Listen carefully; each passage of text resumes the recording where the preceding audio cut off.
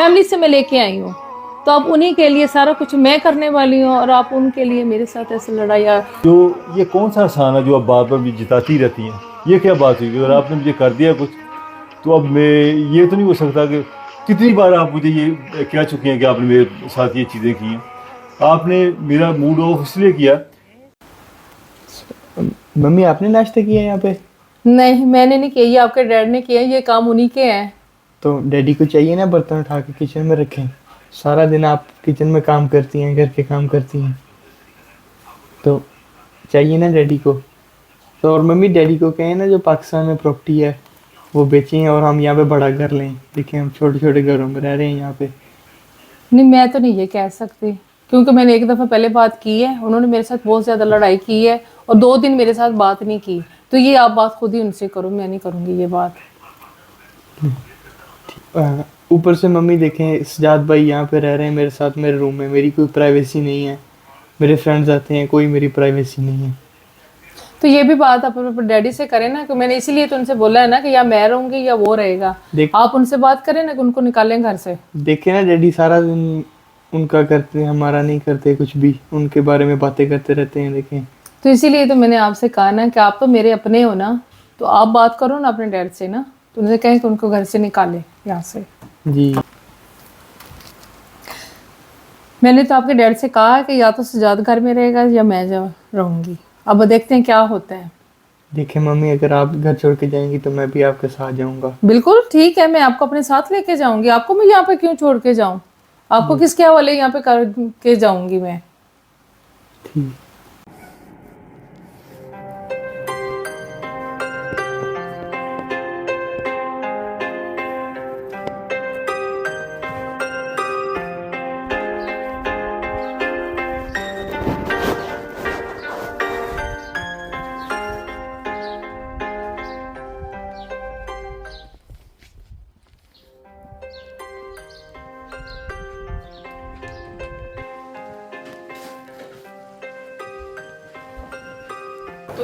अस्सलाम वालेकुम चाची जान। वालेकुम अस्सलाम। हाँ जी सजाद, कैसे हो आप? जी मैं ठीक हूँ। चाची जान चाचा आ गए काम से? नहीं, अभी नहीं आए, थोड़ी देर तक आएंगे। आप क्यों पूछ रहे हैं? चाची जान कल भी बात नहीं हुई थी उनसे, मुलाकात भी नहीं हुई, तो मैं इसलिए पूछ रहा था उनका। हाँ मुझे पता है आप क्यों पूछ रहे थे। आपको फीसों की ज़रूरत है ना, चोरी चोरी भी आपको फीसें देते हैं। मुझे तो आज तक उन्होंने बताया तक नहीं। मैंने तो जब उनके कार्ड चेक किए तो वहाँ से पता चला है कि वहाँ से आपकी चोरी चोरी फीसें भी जा रही हैं। तो ये कोई अच्छी बात तो नहीं है ना। सजाद मेरी बात सुनो, 1.5 साल से आप इस घर में हो, आप खुदा के लिए मेरी बात सुनो, आप ये घर छोड़ के चले जाओ। चाची जान आप कैसी बातें कर रही हैं? मैं कैसे घर छोड़ के चला जाऊँ? अगर चाचा कहेंगे मैं उसी वक्त घर छोड़ दूंगा, कोई बात नहीं। लेकिन मैं 2 जॉब्स भी कर रहा हूँ, सारा कुछ कर रहा हूँ। हाँ थोड़ी बहुत हेल्प कर देते हैं, मेरी सारी फीसें तो नहीं वो पे करते। आप वो दिन भी याद करें जब चचा यहाँ पे नए आए थे, मेरे बाप ने कितनी मेहनत करके उनको भेजा था यहाँ पे, सारा कुछ उनकी भी हेल्प की थी। आज उनका वक़्त है, मेरी हेल्प कर दें थोड़ी सी, तो इसमें क्या फ़र्क है? 1.5 साल से तो आपकी हेल्प ही कर रहे हैं। अगर उन्होंने की थी तो उन्होंने भी सारी जिंदगी उनके लिए की है। तो 1.5 साल से तो हमने आपको यहाँ पे रखा हुआ है, आपको अपने सर पे रखा हुआ बिठा के। लेकिन अब बहुत हो गया, आप अपना कोई घर ढूंढे, अपनी जॉब शॉब ढूंढे, सारा कुछ करें। आप जाके यहाँ से चले जाए यहाँ से। चाची जान ऐसी बातें ना करें, मैं चाचा जान को बता दूंगा कि आप मुझे किस तरह ताने देती रहती हैं घर से निकालने के। ठीक है, आप बता दें। हाँ खाली साहब आते हैं, आप बता दें अपने चचा जान को जो भी कंप्लेन मेरी तरफ से है। ठीक है, वो भी आते हैं, मैं भी उनसे बात करूंगी कि या आपको रखे तो या मुझे रखे। ठीक है, मुझे कोई इतराज नहीं है और मुझे कोई शौक नहीं, आप हमारे घर से जाएं। अब आज इसका हमने फाइनल कर देना है, या तो इस घर में आप रहेंगे तो या मैं रहूंगी। आज ये बात खत्म होनी चाहिए। मैं रोज रोज नहीं बर्दाश्त कर सकती। ऐसी बातें ना करें आप।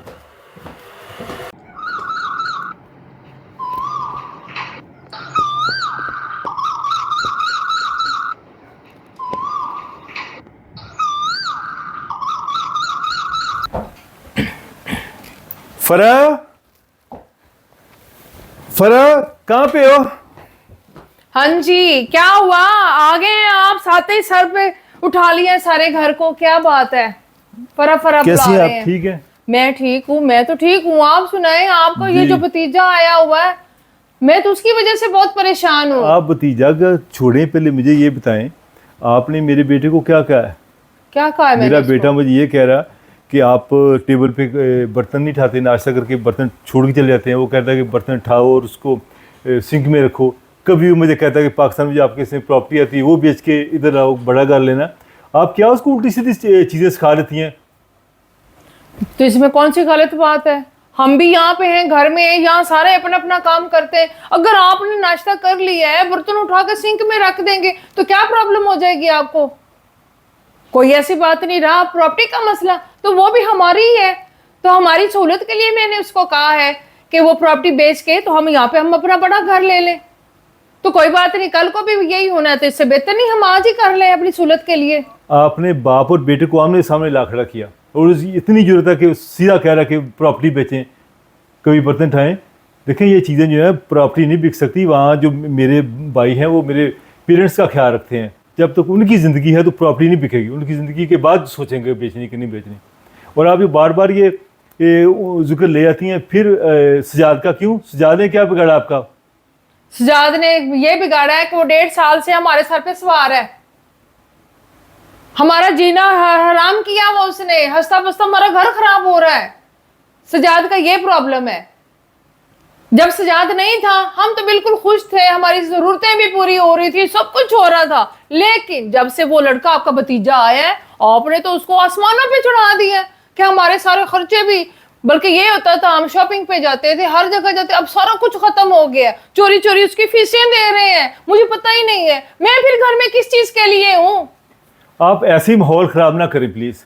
मैं सुबह का गया हूँ, कहाँ पे भी हूँ, बजाय आप पानी मुझसे पूछें, चाय पूछ लें, लड़ना शुरू कर दिया आपने मेरे साथ। बहरहाल एनीवे मैं लड़ नहीं रही, आप इसको जो मर्जी समझे, ये मेरी आपको वार्निंग है। या आप सजाद को रखें या मुझे रखें। सजाद मेरा भतीजा है, वो इसी घर में रहेगा और आपको घर छोड़ने का शौक है, शौक पूरा कर लें आप। तो चले ठीक है अपना फिर, घर तबाह करना चाहती हैं आप? तो चले ठीक है फिर आप रखें सजाद को। मैं मेरा फिर यहाँ पे क्या काम है? रखें आप सजाद को शौक से। ओके, आपको मसला क्या है सजाद से यार? मुझे मसला ये है कि देखें जी 1.5 साल से वो हमारे घर में है। खाना पीना, शॉपिंग, उठना बैठना, हर चीज हमारे घर पे है, फीसें भी हमारे घर पे है, ठीक है। लेकिन आज तक उसकी माँ ने तो मुझे कभी फोन नहीं किया, ना उसकी फैमिली ने, ना आप कहते हैं मेरे भाई का बेटा, भाई का बेटा। अब आपके भाई ने तो मेरी कभी खैरियत नहीं पूछी। आपने कौन सी पूछ ली है उनसे? तो ये अपनी सारी बातें अपनी माँ को बताता है। हमारे घर की प्राइवेसी खराब हो रही है, हर चीज उनके सामने आ रही है कि हम घर में कैसे रह रहे हैं, क्या है क्या नहीं। तो मैं चाहती हूँ कि सजाद जाए यहाँ से। ये आपका फैसला, मगर सजाद नहीं जाएगा। सजाद बहरहाल एनीवे आपका भी फैसला है और मेरा भी ये आखिरी फैसला है। या वो रहेगा या मैं रहूंगी। अगर नहीं है तो ठीक है, आप सोच समझ ले। अल्लाह हाफिज। चची जान कहाँ जानी? मैं ये घर छोड़ के जा रही हूँ, या आप रहेंगे या मैं रहूंगी। चची जान ना ऐसा करें, मैं सॉरी करता हूँ, ना जाए। मुझे आपकी सॉरी नहीं चाहिए, मुझे अपनी सॉरी नहीं आपकी चाहिए। ओके, अल्लाह हाफिज। आप रहें इस घर, आप रहें इस घर में।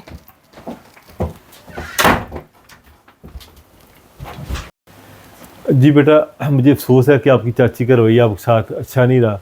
बड़ा मुझे इस चीज़ का हमेशा दिल में तकलीफ़ ही रही कि आप यहाँ आए और आपको अच्छा सलूक नहीं आपकी चाची ने किया। आप छोड़ के चली गई आपके सामने। चचा जान मैं क्या कहूँ आपको, मेरे साथ चची का रवैया बिल्कुल ठीक नहीं था। मैंने बस इसी बात की वजह से आपको कभी भी नहीं बताया। कई मरतबा ऐसा हुआ है कि मैं रात को काम से घर आया हूँ तो खाने को कुछ नहीं पड़ा, सिर्फ ब्रेड थी वो खा ली। एक मरतबा जले हुए पीटा ब्रेड पड़ी हुई थी और कुछ भी नहीं था, वही खाने पड़े मजबूरन। और कई मरतबा भूखा सोना पड़ा कि सिर्फ इसी वजह से कि आपका झगड़ा ना हो चाची की वजह से। उनका मेरे साथ रवैया शुरू से ही इस तरह था, बहुत ख़राब था। बाकी मैं बहुत शुक्रगुज़ार हूँ आपका कि आपने मेरी आधी फ़ीस दी, बाकी अब्बू ने दे दी थी फ़ीस। लेकिन चाची के रवैये की वजह से मैं अपने एग्ज़ाम भी नहीं पास कर पाया कि जब इतनी स्ट्रेस घर से मिलनी और काम भी करना, मैं नहीं वो कर पाया। तो माँ बाप की जो मोहब्बत है वो माँ बाप से ही मिलती है, कहीं से नहीं मिल सकती। तो मैं बस अब चाचा जान आप चाची को मनाएं, घर लेके आएँ।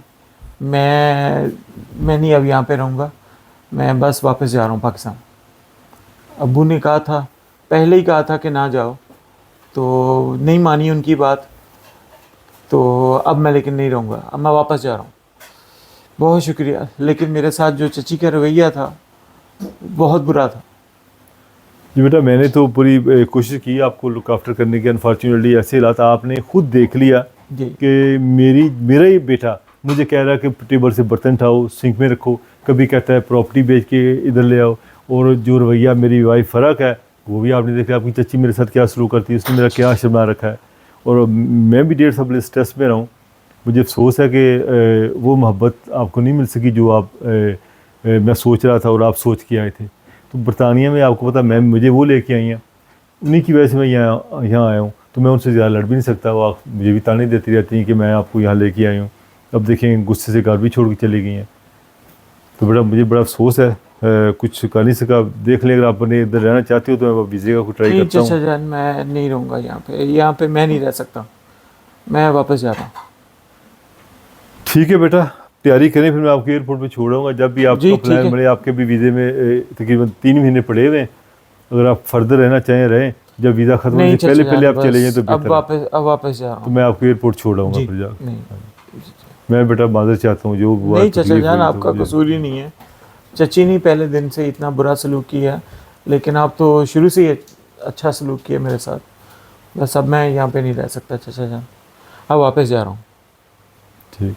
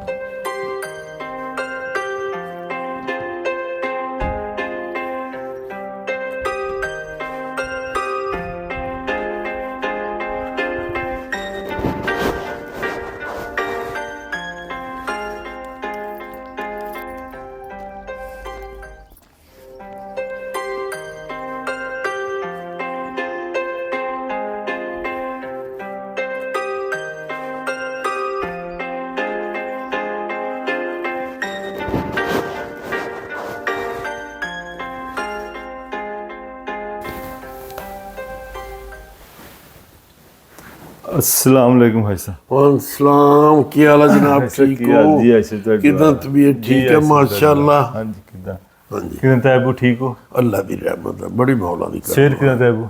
ਤੁਸੀਂ ਸੁਣਾਓ, ਕਿਦਾਂ ਸਿਹਤ ਹਾਂਜੀ, ਠੀਕ ਗੋਡਾ ਹੈ? ਕਿਦਾਂ? ਗੋਡਾ ਠੀਕ ਆ? ਗੋਡਾ ਯਾਰ ਨਹੀਂ ਠੀਕ, ਹਲੇ ਤੱਕ ਇੰਜੈਕਸ਼ਨ ਵੀ ਲਾਤਾ, ਲੇਕਿਨ ਕੋਈ ਨਹੀਂ ਫਰਕ ਪਿਆ। ਕੋਈ ਨਹੀਂ, ਅੱਲਾ ਕੀਤਾ ਠੀਕ ਹੋ ਜਾਊ ਇਨਸ਼ਾਅੱਲਾ। ਤੁਸੀਂ ਸੁਣਾਓ, ਕਿਦਾਂ ਬੱਚੇ ਮੈਂ ਠੀਕ ਹੈ? ਤਾਇਬੂ ਠੀਕ। ਸਿਹਤ ਠੀਕ ਹੈ ਮਾਸ਼ਾਅੱਲਾ। ਹਾਂਜੀ, ਹੋਰ ਖੈਰ ਖਰੀਅਤ ਹਾਂਜੀ ਹੈ? ਤਾਇਬੂ, ਤੁਹਾਡੀ ਦੁਆ ਸਭ। ਅੱਛਾ ਤਾਇਬੂ, ਮੈਂ ਤੁਹਾਡੇ ਕੋਲ ਆਇਆ ਅੱਜ ਕਿ ਮੈਂ ਬੜਾ ਪਰੇਸ਼ਾਨ ਹਾਂ ਤਾਇਬੂ। ਮੈਂ ਜਿਹੜਾ ਨਾ ਫਰਾਂ ਨੇ ਬੜਾ ਤੰਗ ਕੀਤਾ, ਨੱਕ 'ਚ ਦਮ ਕੀਤਾ। ਅੱਛਾ, ਤੇ ਤਾਇਬੂ ਇੰਨਾ ਕੁ ਮੈਂ ਪਰੇਸ਼ਾਨ ਆ ਕਿ ਉਹਨੇ ਰੌਲਾ ਇਹ ਪਾਈ ਖੜੀ ਆ ਕਿ ਮੇਰਾ ਭਤੀਜਾ ਪਾਕਿਸਤਾਨ ਆ ਗਿਆ ਪੜ੍ਹਨ ਵਾਸਤੇ। ਹਾਂਜੀ, ਹੁਣ 1.5 ਸਾਲ ਹੋ ਗਿਆ ਉਹ ਰਹਿੰਦੇ ਨੂੰ। ਉਹ ਕਹਿੰਦੀ ਇਹਨੂੰ ਬਾਹਰ ਕੱਢੋ। ਅੱਛਾ, ਤੇ ਉਹ ਹੁਣ ਉਹ ਭਤੀਜਾ ਮੇਰੇ ਕੋਲ, ਮੈਂ ਉਹਨੂੰ ਬਾਹਰ ਕੱਢਦਾ ਤੇ ਭਰਾ ਟੁੱਟ ਜਾਂਦਾ। ਬਿਲਕੁਲ। ਹੁਣ ਰੌਲਾ ਪਾਏ ਵੀ ਖੜੀ ਬੰਦਾ ਵੀ ਉਹਨੂੰ ਬਾਹਰ ਕੱਢੋ। ਕਦੇ ਕਹਿੰਦੀ ਤੁਸੀਂ ਫੀਸ ਦੇ ਦਿੱਤੀ ਹੈ, ਉੱਤੋਂ ਆਪਦੇ ਪੁੱਤ ਨੂੰ ਨਾਲ ਰਲਿਆ। ਪੋਤਾ ਤੇ ਉਹ ਉੱਠ ਕੇ ਬਦਤਮੀਜ਼ੀ ਕਰਦਾ, ਕਹਿੰਦਾ ਬਾਜੀ ਬਰਤਨ ਚੁੱਕੋ, ਟੇਬਲ ਤੇ ਚੁੱਕ ਕੇ ਸਿੰਕ 'ਚ ਰੱਖੋ। ਤੇ ਉਹ ਬਾਜੀ ਮੈਂ ਸੋਚਿਆ ਕਿ ਮਾਂ ਪੁੱਤ ਦੋਵਾਂ ਨੂੰ ਜਿਹੜਾ ਨਾ ਮੈਂ ਤੇ ਫਰਕ ਕਰਦਿਆਂ ਇਹਨੂੰ, ਜਿਹੜਾ ਨਾ ਇਹਨੂੰ ਫਰਾਂ ਨੂੰ ਕੱਢਦਿਆਂ ਕਰੋ, ਮੈਂ ਦੂਜਾ ਵਿਆਹ ਕਰ ਲਾ। ਮੈਂ ਜਿਹੜਾ ਨਾ ਇਹ ਕੰਮ ਨਹੀਂ। ਮੈਂ ਭੁੱਲਿਆ, ਸ਼ਾਦੀ ਹੋਰ ਕਰ ਲਓ, ਜਾਨ ਛੜਾਓ। ਸੁਣ ਮੇਰਾ ਪੁੱਤਰ, ਉਹ ਕਹਿੰਦੇ ਜਿਹੜਾ ਸਵੇਰ ਦਾ ਭੁੱਲਿਆ ਸ਼ਾਮ ਨੂੰ ਘਰ ਆ ਜਾਏ ਨਾ, ਉਹਨੂੰ ਭੁੱਲਿਆ ਨਹੀਂ ਕਿਹਾ ਜਾਂਦਾ। ਉਹ ਆਪਣੀ ਬੱਚੀ ਆ, ਤੇਰੀ ਬੀਵੀ ਆ। ਬੀਵੀ ਤਾਂ ਬੰਦਾ, ਗੱਡੀ ਦੇ 2 ਪਹੀਏ। ਹਾਂਜੀ ਸਮਝੀ ਗੱਲ? ਤਾਂ ਕੋਈ ਹਰਜ ਨਹੀਂ। ਬਾਅਦ ਦੇ ਟਾਈਮ ਦੇਖੋ, ਜਦੋਂ ਬੰਦਾ ਇਕੱਠਾ ਰਹਿੰਦਾ ਨਾ, ਹਾਂਜੀ ਕਿਸੇ ਟਾਈਮ ਬੀਵੀ ਮਾੜਾ ਮੋਟਾ ਗਰਮ ਹੋ ਜਾਏ, ਬੰਦੇ ਨੂੰ ਦਰਕੂਤ ਕਰਨਾ ਚਾਹੀਦਾ, ਹਾਂਜੀ ਦੂਸਰੇ ਕਮਰੇ ਚੱਲ ਜਾਏ। ਜਦੋਂ ਤੂੰ ਮਾਸ਼ਾਅੱਲਾ ਕਿਤੇ ਗਰਮ ਗੁਰਮ ਹੋਵੇ ਤਾਂ ਉਹਨੂੰ ਵੀ ਸਮਝਾਵਾਂਗੇ ਵੀ ਤੂੰ ਬੇਟਾ ਕਿਚਨ 'ਚ ਚੱਲ ਗਈ, ਕੋਈ ਹਰਜ ਨਹੀਂ। ਹਾਂਜੀ ਤਾਂ ਟਾਈਮ ਦੇਖੋ, ਟਾਈਮ ਪਾਸ ਸ਼ਾਦੀ ਜੀ ਹੋ ਗਈ, ਹਾਂਜੀ ਹੁਣ ਬੱਚਾ ਵੀ ਅੱਗੇ ਮਾਸ਼ਾਅੱਲਾ ਤੇਰਾ ਅੱਲਾ ਦੀ ਰਹਿਮਤ ਤਾਂ ਕਿਸੇ ਸ਼ੈ ਦੀ ਕਮੀ ਵੀ ਕੋਈ ਨਹੀਂ। ਹਾਂਜੀ ਲੜਾਈ ਹੁੰਦੀ ਭੁੱਖ ਦੀ, ਸਾਡੇ ਅੱਲਾ ਦੀ ਰਹਿਮਤ ਤਾਂ ਕਿਸੇ ਸ਼ੈ ਦੀ ਕਮੀ ਨਹੀਂ ਕਰਦੀ। ਹਾਂਜੀ ਤੇ ਉਹ ਬੇਟਾ ਸੂਫੇ ਨੂੰ ਉਹਨੂੰ ਫੌਰਨ ਨੂੰ ਮੈਂ ਸਮਝਾਉਂ, ਉਹਨੂੰ ਮੈਂ ਸਮਝਾਵਾਂਗਾ ਪੁੱਤਰ ਆਰਾਮ ਨਾਲ, ਹੱਲੇ ਵੀ ਉਹ ਕਹਿੰਦੇ ਪੰਜਾਬੀ ਚ ਡੁੱਲਿਆਂ ਬੇਰਾਂ ਦਾ ਕੁਛ ਨਹੀਂ ਵਿਗੜਿਆ। ਹਾਂਜੀ ਤੇ ਤੂੰ ਆਪਣੇ ਖਾਲਦ ਦੀ ਇੱਜ਼ਤ ਕਰ, ਇਹਤਰਾਮ ਕਰ, ਹਾਂਜੀ ਇਹ ਤੇਰਾ ਕਰੇ ਹਾਂਜੀ ਤੇ ਚੁੱਪ ਕਰਕੇ ਖੁਸ਼ ਖਰਮ ਰਹੋ, ਕਿਸੇ ਸ਼ੈ ਦੀ ਕਮੀ ਨਹੀਂ। ਹਾਂਜੀ ਉਹ ਮੇਰਾ ਕੰਮ, ਮੈਂ ਉਹਨੂੰ ਲਿਆਉਂ ਹਾਂਜੀ ਸਰਾਤ ਮੁਸਤਕੀਮ ਤੇ, ਉਹਨੂੰ ਆਪਾਂ ਚਾੜਨਾਂਗੇ, ਟੈਨਸ਼ਨ ਨਹੀਂ ਲੈਣੀ। ਬਾਕੀ ਤੇਰਾ ਜਿਹੜਾ ਬਰਖੁਰਦਾਰ ਆ ਉਹਦੇ ਤੇ ਟਾਈਮ ਦਿਓ, ਉਹ ਅੱਛੀ ਤਾਲੀਮ ਉਹਨੂੰ, ਐਜੂਕੇਸ਼ਨ ਅੱਛਾ, ਜਿਹੜੀ ਅੱਛੀ ਜਗ੍ਹਾ ਦਾ ਕਿਤੇ ਉਹਨੂੰ ਦਾਖਲ ਦੋਖਲ ਕਰਾ, ਅੱਛੀ ਉਹਦੀ ਤਾਲੀਮ ਕਰ ਲੂੰ, ਅੱਲਾ ਕਰੇ ਕੋਈ ਅਫਸਰ ਬਣ ਜਾਏ, ਕੋਈ ਅੱਛੀ ਨੌਕਰੀ ਜਾਬ ਕਰੇ।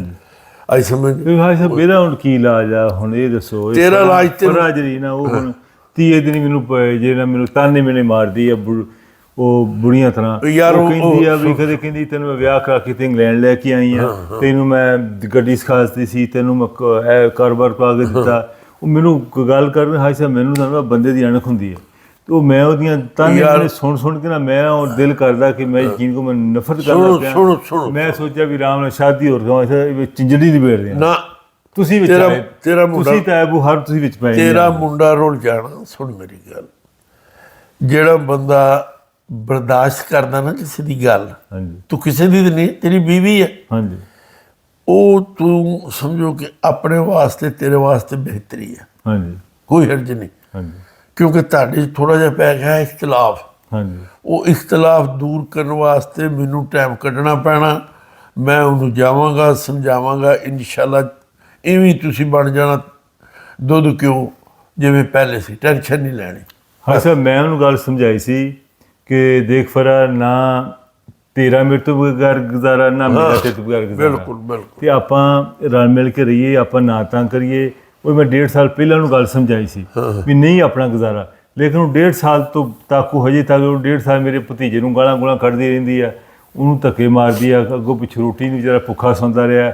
ਹੁਣ ਉਹ ਕਹਿੰਦਾ ਮੈਂ ਇੱਥੇ ਰਹਿਣਾ ਹੀ ਨਹੀਂ, ਮੈਂ ਤਾਂ ਵੀ ਹੁਣ ਛੱਡ ਕੇ ਚਲੇ ਪਾਕਿਸਤਾਨ। ਹੁਣ ਦੇਖੋ ਉਹ ਫੇਲ ਵੀ ਹੋ ਗਿਆ, ਇਹਨੂੰ ਇਹ ਟੈਨਸ਼ਨ ਦਿੰਦੀ ਰਹੀ ਆ। ਉਹ ਜਦੋਂ ਘਰ ਆਉਂਦਾ ਸੀ ਰੋਟੀ ਨਹੀਂ ਹੁੰਦੀ ਸੀਗੀ, ਅੱਗੋਂ ਪਿੱਛੋਂ ਤੂੰ ਮੈਂ ਕਰਦੀ ਸੀ। ਔਰ ਉਹ ਜਿਹੜਾ ਮੇਰਾ ਸੀਗਾ ਭਤੀਜਾ ਮੇਰਾ, ਉਹ ਡਰਦਾ, ਮੈਨੂੰ ਦੱਸਦਾ ਨਹੀਂ ਸੀਗਾ ਵੀ ਲੜਾਈ ਹੋ ਜੂਗੀ ਚਾਚੇ ਚਾਚੀ ਦੀ। ਉਹ ਚੁੱਪ ਰਿਹਾ। ਹੁਣ ਉਹ ਫੇਲ ਹੋ ਗਿਆ, ਤੈਨੂੰ ਪੁੱਛਿਆ ਫੇਲ ਕੀ ਹੋ ਗਿਆ? ਉਹ ਕਹਿੰਦਾ ਮੈਨੂੰ 1.5 ਸਾਲ ਨਾਲ ਰੋਟੀ ਲੱਭਦੀ ਸੀ ਘਰੋਂ, ਰੋਜ਼ ਆਏ ਰੋਜ਼ ਤੇ ਚਾਚੀ ਗਾਲਾਂ ਕੱਢਦੀ। ਹੁਣ ਉਹ ਮੁੰਡਾ ਚੱਲਿਆ ਪਾਕਿਸਤਾਨ, ਉਹ ਕਹਿੰਦਾ ਮੈਂ ਰਹਿਣਾ ਹੀ ਨਹੀਂ ਇੱਥੇ। ਹੁਣ ਦੇਖੋ ਮੇਰਾ ਭਰਾ ਟੁੱਟ ਗਿਆ ਨਾ, ਇਹਦਾ ਕੀ ਗਿਆ? ਨਹੀਂ, ਪਰ ਤੇਰੇ ਭਰਾ ਨੇ ਵੀ ਨਹੀਂ ਟੁੱਟਣਾ। ਉਹ ਜਿਹੜੇ ਮੁੰਡੇ ਇੱਥੇ ਆ ਜਾਂਦੇ ਨਾ ਇੰਗਲੈਂਡ ਦੇ ਵਿੱਚ, ਹਾਂਜੀ ਕਈ ਤੇ ਮੁੰਡੇ ਜਿਹੜੇ ਆ ਮਾਸ਼ਾਅੱਲਾ ਸੁਲਝ ਜਾਂਦੇ ਆ ਕੇ। ਹਾਂਜੀ ਉਹ ਆਪਣੀ ਮਿਹਨਤ ਕਰਦੇ, ਪੜ੍ਹਦੇ, ਭੁੱਖੇ ਰਹਿ ਕੇ ਵੀ ਪੜ੍ਹਦੇ। ਮੈਂ ਦੇਖੇ ਇੱਥੇ ਸਟੂਡੈਂਟ ਜਿਹੜੇ ਆਏ ਆ ਨਾ, ਹਾਂਜੀ ਉਹ ਪੜ੍ਹਦੇ। ਤੇਰੇ ਭਤੀਜੇ ਨੂੰ ਘਰ ਦਾ ਕਮਰਾ ਮਿਲਿਆ ਸੀ, ਖਾਣ ਪੀਣ ਮਿਲਿਆ ਸੀ, ਹਾਂਜੀ ਉਹਦੀ ਆਪਣੀ ਨੀਅਤ ਕੋਈ ਨਹੀਂ ਸੀ। ਉਹ ਅਗਰ ਫੇਲ ਹੋਇਆ ਤਾਂ ਉਹਦੀ ਆਪਣੀ ਨੀਅਤ ਆ, ਉਹ ਆਪਣੀ ਵਜ੍ਹਾ ਨਾਲ ਫੇਲ ਹੋਇਆ, ਉਹਦੇ 'ਚ ਫਰਾ ਦਾ ਕੋਈ ਕੰਮ ਨਹੀਂ। ਹਾਂਜੀ ਮੇਰੀ ਗੱਲ ਸੁਣ ਲੈ, ਹਾਂਜੀ ਆਪਸ 'ਚ ਤੁਸੀਂ ਖਾਮਖਾ ਨਾ ਲੜਾਈ ਪਾਓ। ਉਹ ਘਰ ਨੂੰ ਹੁਣ ਜਾਂਦਾ ਤਾਂ ਬਿਸਮਿਲ੍ਲਾ ਉਹਨੂੰ ਜਾਣ ਦਿਓ। ਆਪਣੇ ਭਰਾ ਨੂੰ ਟੈਲੀਫੋਨ ਕਰ ਵੀ ਅਸੀਂ ਇਹਦੀ ਬਥੇਰੀ ਖਿਦਮਤ ਕੀਤੀ ਹੈ, ਭਾਈ ਇਹ ਚੱਲਿਆ ਨਹੀਂ, ਇਹਨੂੰ ਤੂੰ ਸਾਂਭ। ਹਾਂਜੀ ਤੇ ਬਾਕੀ ਫਰਾ ਵਾਸਤੇ ਕੋਈ ਨਹੀਂ, ਤੂੰ ਟੈਨਸ਼ਨ ਨਾ ਲੈ। ਉਹ ਮੇਰਾ ਕਿਰਦਾਰ, ਮੈਂ ਉਹਨੂੰ ਲਿਆਵਾਂਗਾ ਜਿਵੇਂ ਤੁਸੀਂ ਪਹਿਲੇ ਸੀ ਕਿ ਦੁੱਧ, ਉਹਦੇ ਇਨਸ਼ਾਅੱਲਾ ਤੁਹਾਨੂੰ ਮੈਂ ਕਰ ਦੂੰ, ਬਿਲਕੁਲ ਟੈਨਸ਼ਨ ਨਾ। ਚਲੋ ਭਾਈ, ਬਾਹਰ ਤੁਸੀਂ ਫਿਰ ਕਰ ਲਿਓ ਤੈਬੂ, ਕੋਸ਼ਿਸ਼ ਜਿਹੜੀ ਕਰਨੀ ਬਾਹਰ। ਮੈਂ ਤੇ ਮੇਰਾ ਦਿਲ ਪਤਾ, ਮੇਰਾ ਤਾਂ ਘਰ ਜਾਣ ਨੂੰ ਦਿਲ ਹੀ ਨਹੀਂ ਨਾ ਨਾ ਨਾ, ਤੂੰ ਘਰ ਜਾ। ਅੱਛਾ, ਕੋਈ ਗੁੱਸੇ ਹੋ ਕੇ ਚਲੇ ਗਈ ਘਰੋਂ, ਹੁਣ ਹੁੰਦੀ ਉਹ ਕਿਤੋਂ ਘਰ ਹੁੰਦੀ? ਉਹ ਘਰ ਜਾਣਾ ਤੇ ਉਹ ਘਰ ਉੱਡਣ ਪੈਂਦਾ, ਮੁੰਡੇ ਨੂੰ ਵੀ ਨਾਲ ਲੈ ਗਈ। ਉਹ ਮੇਰਾ ਕੰਮ, ਮੈਂ ਲਿਆਉ, ਟੈਨਸ਼ਨ ਨਾ ਲੈ, ਉਹ ਮੇਰਾ ਚਲੋ ਠੀਕ ਹੈ। ਫਿਰ ਮੈਂ ਫਿਰ ਨਾ ਜੀ ਤੁਹਾਨੂੰ, ਫਿਰ ਤੁਸੀਂ ਕੋਸ਼ਿਸ਼ ਕਰ ਲਓ ਤੈਬੂ, ਫਿਰ ਜਿੱਦਾਂ ਹੋਇਆ ਆਪਾਂ ਕਰ ਲਾਂਗੇ ਇਨਸ਼ਾਅੱਲਾ ਸਾਰੇ ਕੰਮ। ਹਾਂਜੀ ਠੀਕ ਹੈ ਤੈਬੂ, ਮੇਰਾ ਹੀ ਕੰਮ।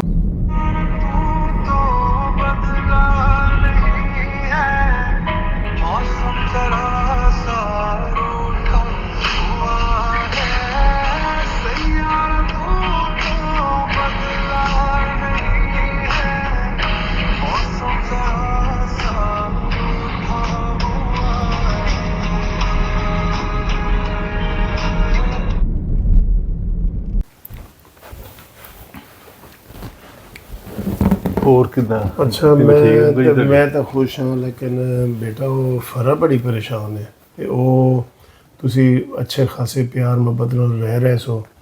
ਹੁਣ ਉਹ ਕਹਿੰਦੀ ਹੈ ਜੀ ਉਹਨਾਂ ਦਾ ਕੋਈ ਭਤੀਜਾ ਆ ਗਿਆ ਹੈ ਤੇ ਮੈਂ ਉਹਦੇ ਨਾਲ ਨਹੀਂ ਰਹਿਣਾ ਚਾਹੁੰਦੀ। ਤੇ ਕੀ ਮਜਬੂਰੀ ਹੋ ਗਈ ਹੈ ਤੁਹਾਨੂੰ? ਬਸ ਅੰਕਲ ਜੀ ਹੁਣ ਤੁਸੀਂ ਕੀ ਤੁਹਾਨੂੰ ਦੱਸੀਏ, ਹੁਣ ਕੋਈ ਮਸਲਾ ਐਸਾ ਨਹੀਂ ਸੀ ਤੇ ਉਹ ਸਾਰੇ ਹਾਲਾਤ ਖਰਾਬ ਉਹਨਾਂ ਨੇ ਖੁਦ ਹੀ ਕੀਤੇ ਆ, ਮੇਰਾ ਉਹਦੇ 'ਚ ਕੋਈ ਕਸੂਰ ਨਹੀਂ। ਦੇਖੋ ਮੇਰਾ ਇੱਕ ਤਾਂ ਮੈਨੂੰ ਹਮੇਸ਼ਾ ਤਾਨੇ ਮੈਨੇ ਮਾਰਦੀ ਹੈ ਕਿ ਤੈਨੂੰ ਮੈਂ ਇੰਗਲੈਂਡ ਲੈ ਕੇ ਆਈ ਤੇ ਤੇਰੇ ਨਵੇਂ ਟੈਸਟ ਪਾਸ ਕਰਵਾਇਆ ਤੇ ਲਿਆ ਕੀਤਾ।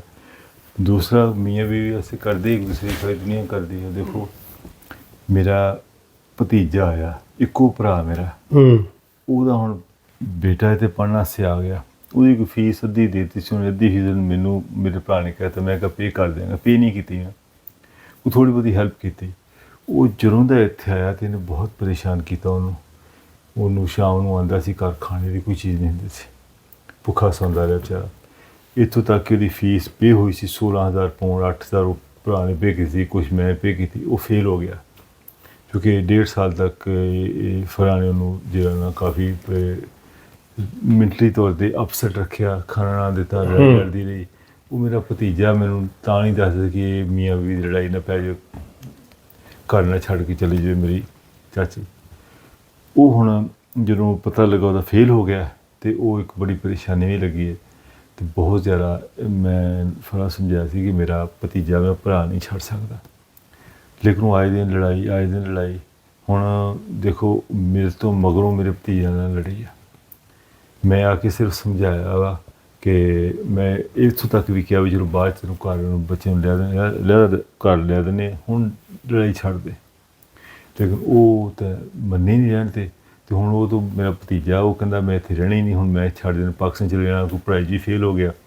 ਹੁਣ ਸਾਰੀ ਜ਼ਿੰਦਗੀ ਦਾ ਤਾਨਾ ਮੇਰਾ ਮੇਰੇ ਭਰਾ ਦਾ ਵੀ ਸਿਰ 'ਤੇ ਰਿਹਾ ਤੇ ਉਹ ਦੇਖੋ ਇਹਨੇ ਕੀਤੀ ਤੇ ਮੈਂ ਤਾਂ ਬੜੇ ਦਿਲ ਬਰਦਾਸ਼ਤ ਹੋਇਆ। ਹੁਣ ਮੇਰਾ ਦਿਲ ਨਹੀਂ ਕਰਦਾ ਕਿ ਉਹਦੇ ਨਾਲ ਨਹੀਂ ਬੋਲ ਰਿਹਾ। ਨਹੀਂ ਬੇਟਾ, ਮੈਂ ਇਸੇ ਵਾਸਤੇ ਆਇਆ ਤੇਰੇ ਕੋਲ ਕਿ ਮੈਂ ਉਹਨੂੰ ਆਪਣੀ ਬੇਟੀ ਫਰਾਂ ਨੂੰ ਵੀ ਸਮਝਾਇਆ ਹੈ ਤੇ ਤੁਹਾਨੂੰ ਵੀ ਮੈਂ ਸਮਝਾ ਰਿਹਾ। ਦੇਖੋ ਅਸੀਂ ਤਜਰਬਾਕਾਰ ਬੰਦੇ ਹਾਂ, ਬਜ਼ੁਰਗ ਹਾਂ, ਇਹੋ ਜਿਹੇ ਲੋਕ ਚਾਚੇ ਭਤੀਜੇ ਜਾਂ ਬਾਂਝੇ ਆਉਂਦੇ ਨੇ ਨਾ ਤਾਂ ਕਈ ਦਫਾ ਘਰਾਂ ਦੇ ਵਿੱਚ ਰੋਲੇ ਪੈ ਜਾਂਦੇ ਨੇ। ਬਿਹਤਰ ਤਾਂ ਇਹ ਹੈ ਕਿ ਤੁਸੀਂ ਉਹਨੂੰ ਅਲੱਗਾ ਘਰ ਲੈ ਕੇ ਦਿਓ, ਕਿਉਂ ਕਿ ਉਹ ਇੱਕ ਬਾਲਿਗ ਬੰਦਾ ਹੈ, ਆਕਿਲ ਬਾਲਿਗ ਹੈ, ਉਹਦੇ ਨਾਲ ਘਰ ਦੇ ਵਿੱਚ ਸਾਰਾ ਸਿਸਟਮ ਜਿਹੜਾ ਨਾ ਡਿਸਟਰਬ ਹੋ ਗਿਆ। ਠੀਕ ਹੈ, ਮੈਂ ਫਰਾਂ ਨੂੰ ਸਮਝਾਇਆ, ਫਿਰ ਵੀ ਮੈਂ ਜਾ ਕੇ ਸਮਝਾਉਣਾ। ਮੈਂ ਆਖਿਆ ਮੈਂ ਪਹਿਲੇ ਖਾਲਿਦ ਪੁੱਤਰ ਨੂੰ ਮਿਲ ਕੇ ਆਵਾਂ ਤੇ ਮੈਂ ਉਹਨੂੰ ਕਹਾਂ ਯਾਰ ਮੈਨੂੰ ਤਾਂ ਕਿ ਸਹੀ ਹਕੀਕਤ ਪਤਾ ਲੱਗੇ ਨਾ। ਬਸ ਕੋਈ ਮੇਰੀ ਨਾਰਾਜ਼ਗੀ ਕੋਈ ਨਹੀਂ ਹੈਗੀ, ਜਿਸ ਤਰੀਕੇ ਨਾਲ ਉਹ ਬੋਲਦੀ ਹੈ ਨਾ, ਬਿਹੇਵ ਕਰਦੀ ਹੈ, ਤਾਨੇ ਮੈਨੇ ਮਾਰਦੀ ਹੈ, ਮੈਂ ਲੈ ਕੇ ਆਈ ਹਾਂ। ਦੇਖੋ ਹੁਣ ਉਹ ਲੈ ਆਈ ਸੀ ਤੇ ਕਿੰਨੀ ਕੁ ਦਫਾ ਤਾਨੇ ਮੈਨੇ ਮਾਰਦੀ ਤੇ ਉਹ ਮੈਂ ਉਸ ਤੋਂ ਬੜਾ ਪਰੇਸ਼ਾਨ ਹੈ। ਹੁਣ ਭਤੀਜੇ ਦੀ ਜ਼ਿਆਦਾ ਪਰੇਸ਼ਾਨੀ ਪਾਈ, ਅੱਜ ਦਿਨ ਉਹਨੂੰ ਦੇਖੋ ਉਹਨੂੰ ਕਦੀ ਅੱਜ ਤੱਕ ਪਰੇਸ਼ਾਨੀ ਨਹੀਂ ਆਉਣ ਦਿੱਤੀ ਉਹਨੂੰ, ਜਦੋਂ ਵੀ ਉਹ ਜੋ ਵੀ ਕਹਿੰਦੀ ਹਰ ਦੀ ਖੁਆਇਸ਼ ਦਾ ਇਹਤਰਾਮ ਕੀਤਾ ਤੇ ਉਹਨੇ ਮੈਨੂੰ ਬੜਾ ਹਰਟ ਕੀਤਾ।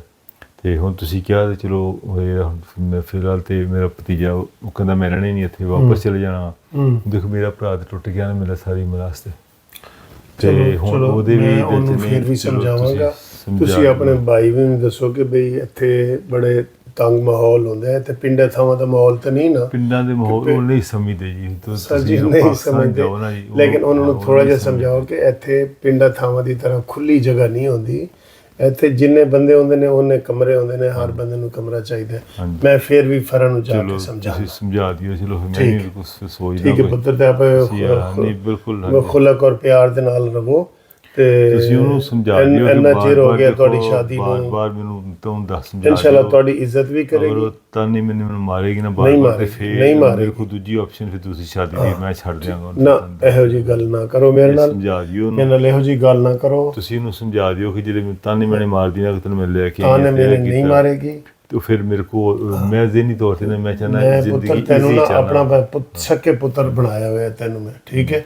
ਤੇ ਜਦ ਜਿਹੜੇ ਬੇਟੀਆਂ ਦੇ ਬਾਪ ਹੁੰਦੇ ਨੇ ਨਾ ਉਹਨਾਂ ਦੇ ਸਿਰ ਨੀਵੇਂ ਹੋ ਜਾਂਦੇ ਨੇ। ਤੁਹਾਨੂੰ ਮੈਂ ਇਹੀ ਮਿੰਨਤ ਕਰ ਰਿਹਾ ਕਿ ਤੁਸੀਂ ਆਪਸ ਵਿੱਚ ਖਲੂਸ ਪਿਆਰ ਦੇ ਨਾਲ ਰਹੋ, ਮੈਂ ਉਹਨੂੰ ਫਿਰ ਵੀ ਸਮਝਾਵਾਂਗਾ। ਜੀ ਜੀ ਜਿਸ ਤਰ੍ਹਾਂ ਤੁਸੀਂ ਅੰਕਲ ਕਹਿੰਦੇ। ਮਿਹਰਬਾਨੀ ਪੁੱਤਰ, ਮਿਹਰਬਾਨੀ।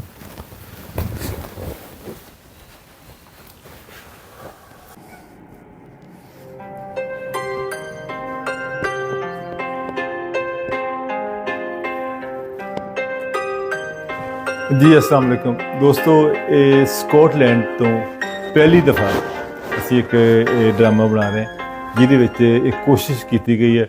ਉਹ ਤੁਹਾਡੇ ਦੋਸਤਾਂ ਦੀ ਰਿਕੁਐਸਟ ਹੈ ਕਿ ਸਾਨੂੰ ਇਨਕਰੇਜ ਕਰੋ, ਸਾਡੀ ਹੌਸਲਾ ਅਫਜ਼ਾਈ ਕਰੋ। ਉਹਦੀ ਬਿਹਤਰੀ ਵਾਸਤੇ ਕੋਈ ਤੁਸੀਂ ਦੱਸ ਸਕਦੇ ਆ ਕਿ ਕੀ ਅਸੀਂ ਹੋਰ ਕਰ ਸਕਦੇ ਹਾਂ। ਇਹਦੇ 'ਚ ਜਿਹੜੀ ਚੂँकि ਫਸਟ ਟਾਈਮ ਸਾਰੇ ਅਸੀਂ ਨਵੇਂ ਅਦਾਕਾਰ ਹਾਂ ਅਤੇ ਪਹਿਲੀ ਵਾਰੀ ਇਹਦੇ 'ਚ ਐਕਟਿੰਗ ਕੀਤੀ ਹੈ।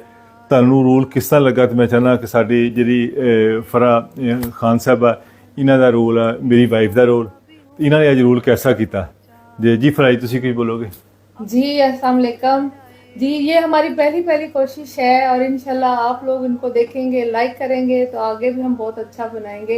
लेकिन आप लोगों को चाहिए कि हमारी आप हौसला अफजाई करें कि वाकई आपका रोल बहुत अच्छा था, हमारा ड्रामा बहुत अच्छा है, जिसमें एक लेसन भी है कि पाकिस्तान से जो लोग आते हैं और यहाँ पे आके उनका एडजस्ट होना बहुत मुश्किल हो जाता है।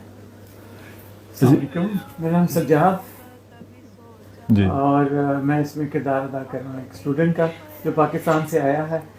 बाकी साथ साथ चलते जाएगा, आप देखते जाएंगे जो यहाँ की रियलिटी बेस हकीकत जो है वो हमें आपको इस ड्रामे में नज़र आएगी। और हमारी हौसला अफजाई के लिए हमारे चैनल को सब्सक्राइब करें, टिकटॉक और इंस्टाग्राम पे भी फॉलो करें और हमारी हौसला अफजाई इसके साथ होगी। इस ड्रामे में जिस तरह फरा खान साहब ने कहा कि एक लेसन भी है, ये जैसे लेसन है कि जो लोग शादी करके आते हैं उनको डोमेस्टिक वायलेंस का जो मसला है, इसके ऊपर जो है एक बहुत गहरा सबक मिलता है। और स्टूडेंट जो आते हैं और वो डिपेंड करते हैं कि फ़ीस जो है आधी जमा करवाते हैं या जब आधी फ़ीस देने के लिए नहीं होती फिर यहाँ उनके लिए क्या क्या मसाइल खड़े होते हैं। एक बड़ी एक कोशिश की गई है। मैं तमाम दोस्तों से फिर एक बार जो है रिक्वेस्ट करता हूँ कि हमारी हौसला अफजाई करें और कोई बेहतरी के लिए अगर कोई दिन में मशवरा है तो वो भी दें। शुक्रिया जी। बिस्मिल्लाहिर्रहमानिर्रहीम। दोस्तों, आज स्पेशली आपसे मैं मुखातब हूँ। स्टूडेंट पाकिस्तान से बहुत ज़्यादा लोग, बहुत सारे दोस्त जो है स्टूडेंट वीज़े पे यहाँ पर आते हैं। तो स्टूडेंट जो है स्पेशली जो लोग आते हैं वो सोच कर आते हैं कि हम स्टडी वीज़े पे जाएंगे, साथ पढ़ेंगे भी और साथ अपनी फीस भी पूरी करेंगे। और बहुत सारे जो मसाइल हैं वो शायद वो नहीं समझ पाते। तो इस वाले से मैंने जो है ना एक छोटी सी कोशिश की है, एक ड्रामा बना रहा हूँ ये जिसमें एक स्टूडेंट पाकिस्तान से आता है, वो यहाँ पर वो स्टडी वीज़े के लिए आता है और यहाँ पर आके उसके मसाइल क्या होते हैं। उसके जो है सगे चचा के पास आता है, वो यहाँ पर आकर उसकी जो है रहने के मसाइल, जॉब के मसाइल, स्टडी के मसाइल, बहुत सारे मसाइल जो यहाँ लोग आने से पहले जिन लोगों को अंदाज़ा नहीं है यहाँ पर आकर क्या मसाइल होते हैं। जो बच्चा पाकिस्तान में वो पेरेंट्स के पास रहता है, उसको हमेशा जो है कोई काम नहीं किया होता। जब फर्स्ट टाइम बरतानिया में आता है तो यहाँ पर आकर चूँकि फिर उसको जॉब भी करनी पड़ती है, स्टडी पे भी जाना पड़ता है, उसकी फ़ीस की बहुत सारी चीज़ें उसकी जो है लाइफ में स्ट्रगल्स उसको करनी पड़ती हैं।